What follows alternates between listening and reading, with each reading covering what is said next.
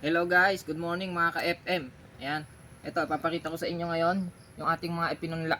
Mayroon tayo ditong pechay, ayan, mustasa, sitaw, tapos mayroon tayo ditong blue ternate.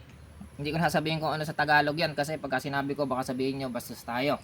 Meron tayo ditong ampalaya. Ayan, medyo late lang siyang tumubo kaysa sa ano, pero ito po sabay-sabay nating pinatubo o ipinunla. Ayan. Kaya ang masasabi ko dun sa mga nagsasabi sa sarili nila, lakasan po ninyo yung loob nyo. Hindi po totoo yung sinasabi nilang malamig ang kamay o kaya yung tinatawag nilang green thumb. Basta tandaan po natin kung tama ang buto, tama ang proseso, napakalaki ng tsansa na magtagumpay tayo doon sa ginagawa natin sa pagtatanim ng ating mga buto. Kasi ang buto, alam natin, pagka wala nang kakayanan tumubo, kahit paano gawin natin dyan, kahit tama ang proseso, hindi siya tutubo.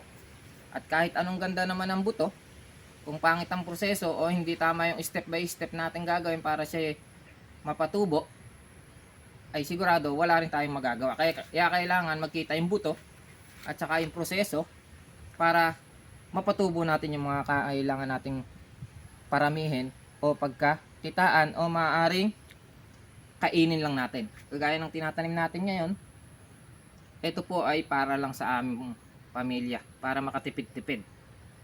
Kasi sa mahal ng bigas, sabi nga nila, pagka nakabili kang bigas, ito na po yung ulam. Sagot na natin yung ulam. Tatanim lang natin dyan sa ating maliit na bakuran, meron tayong maiuulam. Yan, kaya po sa mga nagsasabi na wala silang kakayanan, comment nyo lang po sa ating comment section, baka may maitutulong tayo sa inyo, o baka meron lang kayo nabaktawang proseso, o baka mali ang source natin ng buto. Ayun, doon po tayo mag-usap sa comment section.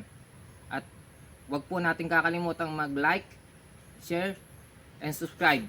At i-click nyo na rin po ang notification bell para kung sakaling magkaroon po tayo ng bagong video, ay updated po kayo sa ating vlog. Salamat po.